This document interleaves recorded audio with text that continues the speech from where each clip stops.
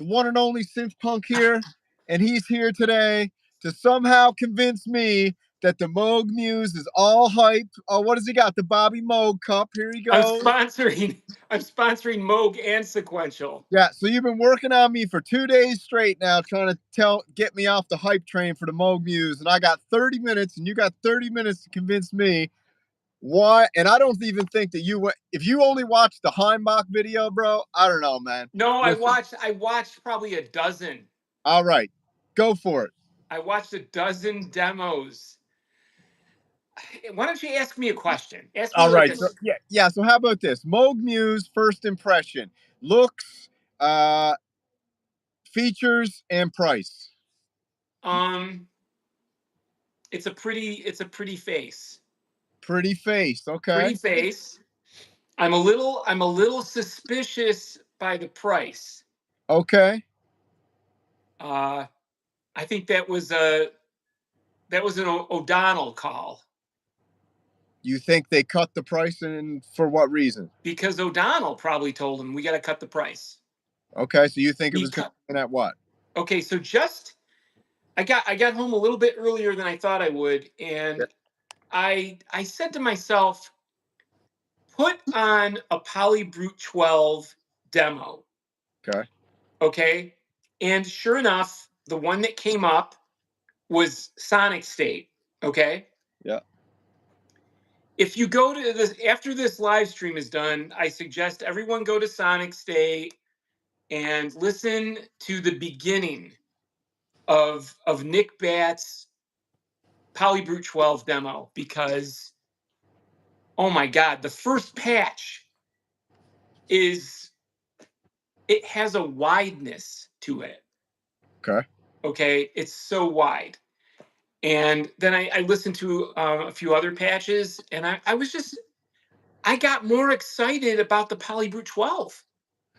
Okay, so you're saying you're on the Polybrute 12. So you're saying, but what about let's go to the Muse for a second here now before you venture off into spending another $500. I think the diffusion delay is a lot of hype. Ooh. It's like, oh, let's call it something different. Okay. And then so like last night, I made a small demo. I haven't uploaded it yet. I made a small demo on the Rev 2, because that's what I had to do. I had to listen to the Muse videos, and then I had to get on the Rev 2 and say to myself, let's listen to the Rev 2 with fresh ears after listening to the Muse. And I'm getting like Oberheim brass. Okay. That's rivaling the TO5. Mm-hmm. Okay. And so you got to understand, there's they cut some corners with the Muse. Okay. It's, I don't know. Okay, what corners did they cut with the Muse? Because I'm full on the Muse hype train. I watched every single video, so I'm only going off of what I watched. And the diffusion delay to me doesn't seem like hype whatsoever. It seems actually pretty phenomenal what they built into that one feature and the breadth of effects you can have, and also allowing you to cut it out of the signal path too. So I think as far as effects go, I think they friggin' nailed the effects big time.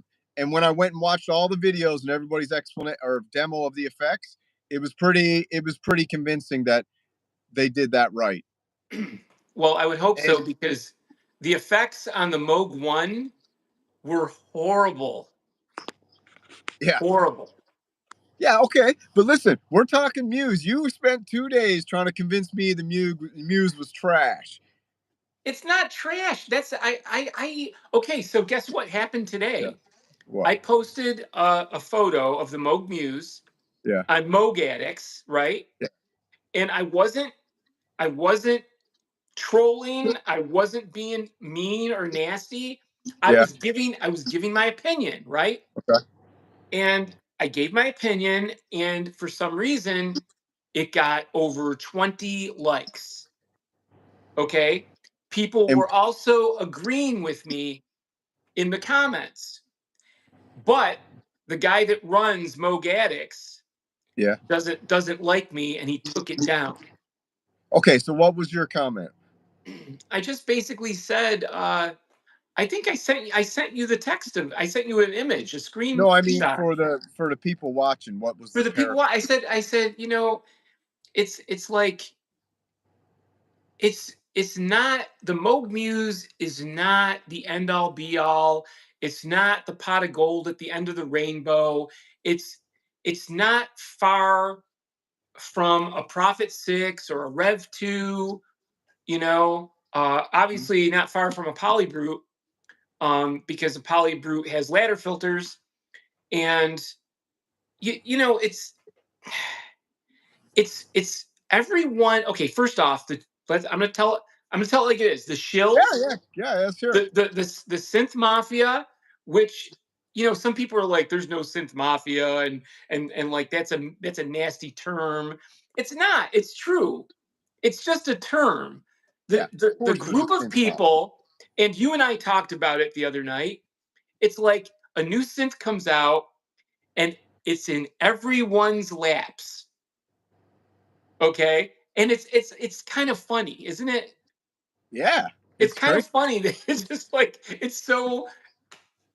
it's in everybody's laps, and I don't know. It just So are you okay? So are you more because put it this way, you yesterday when we were talking, you hated on the Muse before you even listened to a demo. So I feel like you just want the hate on the Muse for some reason. I no, I'm can't not figure out. hating on it. I'm Yeah, what I'm saying is that number one, the shills have to get excited about every synthesizer that comes out, yeah. because guess what's going to happen in a few years?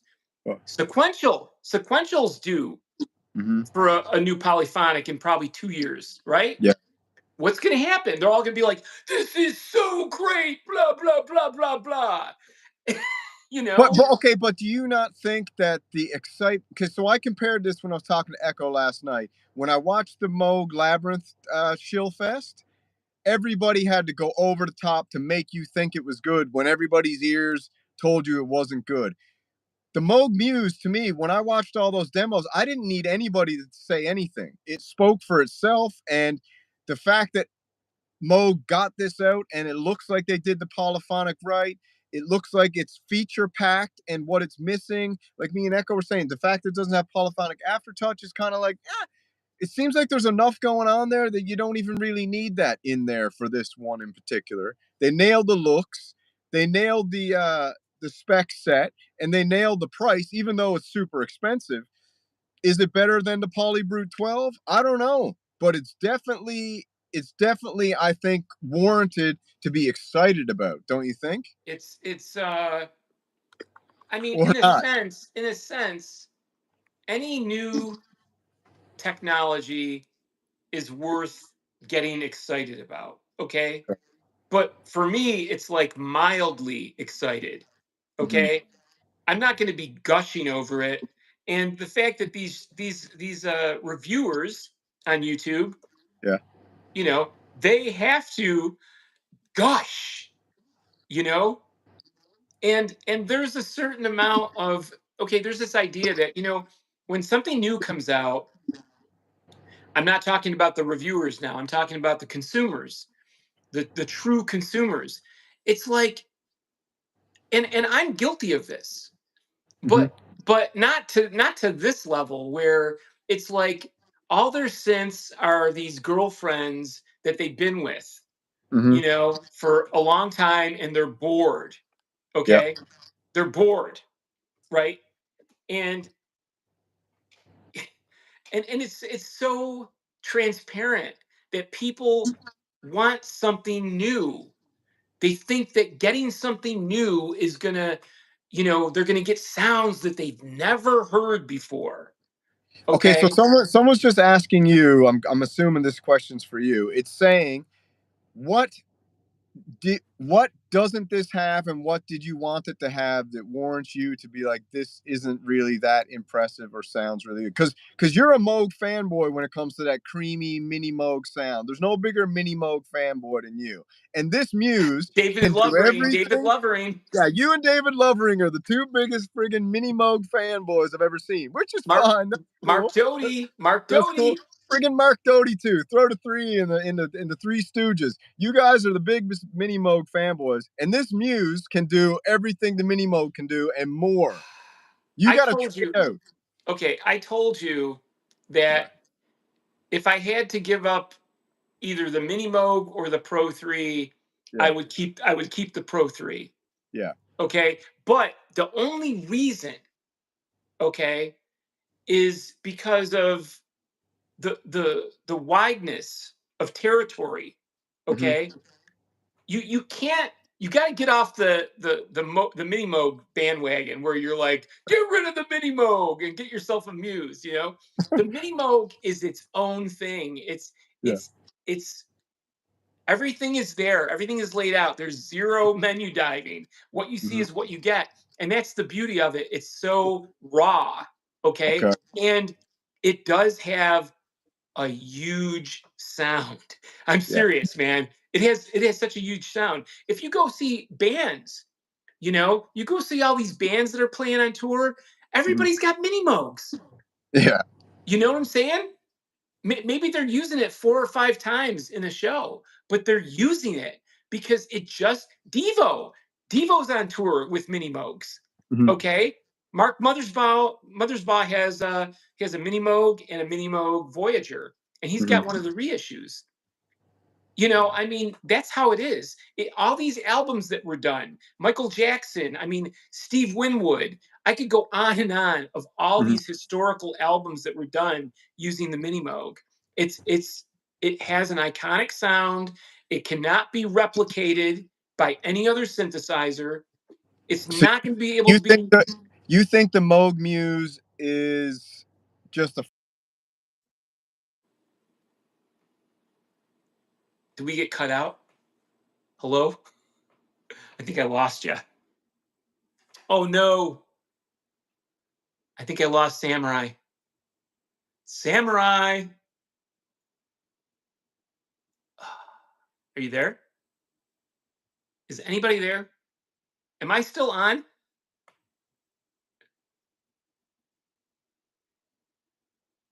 Am I still on? Hello? Oh crap. We lost it. Am I frozen? Can somebody tell me if I'm frozen? I'm on. Okay. All right. Why don't you guys ask questions and I'll give you my answers.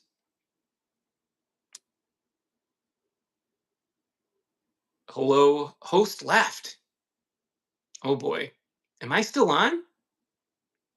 Okay, so I don't know what to say. I'm not frozen. Can you hear me talk?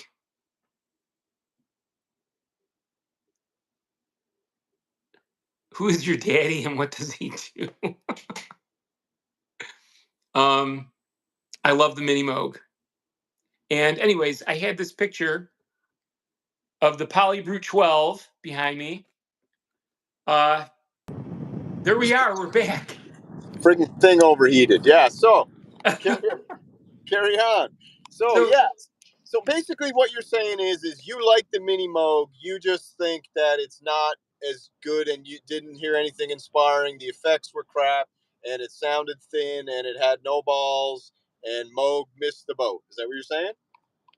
what I'm saying is this: no one could get a Minimoog sound out of a $10,000 synthesizer. The Moog One. Mm-hmm. Think about that. Yeah. Even engineers and Moog employees who did demos Mm-hmm. basically said, "This is not a Minimoog. Mm-hmm. It's not." What? So basically, they're saying you're going to spend not in the beginning. It was 9,000, I Mm-hmm. think, I think it was 9,000 for the 16 voice in the beginning. And then they went up to 10,000. But even so, a $9,000 synthesizer can't sound like a MiniMoog. I wonder why. So do you think that a $3,500 synthesizer can sound like a MiniMoog, even I though it's a different beast? I doubt it. I What can what tell you what? this. I'm I can. confused. What do you want from the Muse for you to be happy? It doesn't have anything that the Rev 2 So you're saying the Rev 2 is doesn't way have. better, sounds better. No, I'm not saying this is what I'm trying to say. Yeah. I was not saying that the Moog Muse is junk. Okay. I was not telling people to not buy the Moog Muse, Yeah. but I was telling people that there's a situation where people don't have the money for a Yeah. $3,500 synth, right? And basically what I'm saying to people is that don't feel bad that you can't afford a Moog Muse Well, I feel or bad. I can't afford a it. Trigon 6 or a Prophet 6. They're all $3,500. But you could get a Rev 2 8 voice for $1,500. Yeah. Okay? And you're going to be happy. You're going to be very happy. That's what I'm getting at. Yeah. So Just because it says Moog and just because it seems like it's cheap, it's I mean, it ain't cheap. It $3,500. ain't cheap. That ain't cheap. It's not okay. It's not an 8 voice Moog 1, Yeah, which was $8,000. that's true. Okay. So, and then I started looking at the pricing. The Moog Matriarch is like $1,900. Yeah. Okay. So it's not a true 4 voice for one thing. Okay. It's paraphonic. Yes. The Moog Matriarch. So if you have 2 Moog Matriarchs, okay, it's going to be what, $3,800, right? Yeah, pretty much. What are they? $199.99. 1900, right? Yeah. So $1,900. That's 2 of them. That's 8 voices, but it's not really 8 voices. Okay. So apparently, obviously the Moog Muse is 8 voice, Yeah. true 8 voice, and it's $3,500. But 2 Moog Matriarchs is going to be more than an 8 voice Moog Muse. Yeah, but you gotta It's remember though, man. The matriarchs were done under the old Moog. This is in music, so they had the ability to source a lot of stuff from all their parts and distribute. They had a lot of ability to make this cheap, and maybe they just made it cheap because they were like, if we want to be competitive, because what are you gonna do? Who's gonna go? Honestly, who's gonna go buy an OBX8 right now over a Muse? Who's gonna pay an extra no, fifteen no, no, hundred no. dollars See, for see, this OBX8? is where I try to explain this to people. An OBX8, Mm-hmm. a Prophet 5/10, whatever, Prophet 5 or 10, those are not anything like the Matrix Brute or the Muse or the Rev 2. Okay. Those are kind of boring synthesizers. Mm-hmm. Okay. The OBX8 is a musician's synthesizer. Mm-hmm. Okay. Someone who's an actual keyboard player. Okay. You go look at those OBX8 demos, you know, uh, he's like, oh, here's a piano sound. I think that's really funny. You're going to spend $5,000 to get a piano sound or an organ sound Mm-hmm. on a synthesizer. You see what I'm getting at? Yep. Old school synthesizers did not have bitimbral. They did not have like these crazy, sequencer abilities and stuff like that. They might have had arpeggiators, but I mean, it's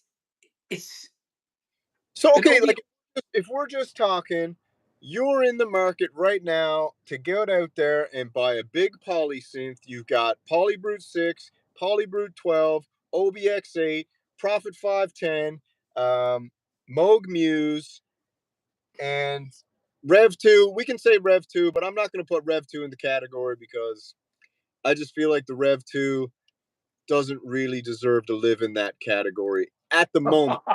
No, I I'm would serious. I would if someone said to me, Yeah. John, we'll give you a Trigon 6, an Yeah. OB6, and a Prophet 6 Yeah. for your Rev 2. Yeah. Meaning that I would never be able to own a Rev 2 ever again. Yeah. Yeah. I would say no. Shut up, dude. Would you really? You know why? Because I know how to use it. Yeah. I know how to get crazy with this thing. Yeah. And the only polyphonic analog that excites me is the Polybrew 12. That's it. I mean, after I watched because I went back this morning and before work, I watched a bunch of Polybrew 12 videos as well, and I'm gonna have to go back and watch it again because the Polybrew 12, you forget how nice that was when it came out. You know, it's yesterday's news, but man, that Polybrew 12 has some really interesting performance features, and it sounds really good, man. It's got a bigger low end than the Muse. Do you think, though? Really? It does. I'd like, and I mean, they're two different synthesizers, so it's hard to be like Polybrew 12 or Muse. But Go watch Nick Batts when you get a chance today. yeah, I'll go watch Nick Batts. Watch the beginning of it. I've got it up right here. Don't forget the Udo. Don't forget the Udos in there too. The Udo Super Gemini. Is that the latest? I think honestly the Gemini and the Muse are kind of twins. Kinda. So? Yeah. I don't know, man. Maybe I'm all wrapped up in the hype. I don't know, but it's okay. It's okay to be excited. It is crazy that the Rev 2 16 voice or 8 voice is so much cheaper than the Muse. That is interesting. It is interesting. Why is the Rev 2 in such a lower price category than all the others? The Rev 2? Yeah. You got to understand, Bob Moog was a terrible businessman. How dare you? Dave Smith was a really smart businessman. He made the Rev 2 to correct some issues with the Prophet 8, fix those. And why is it cheaper? Because in theory, it's 61 keys. In theory, the Trigon 6, the OB6, and the Prophet 6 do not have to cost $3,500. Yeah. They don't.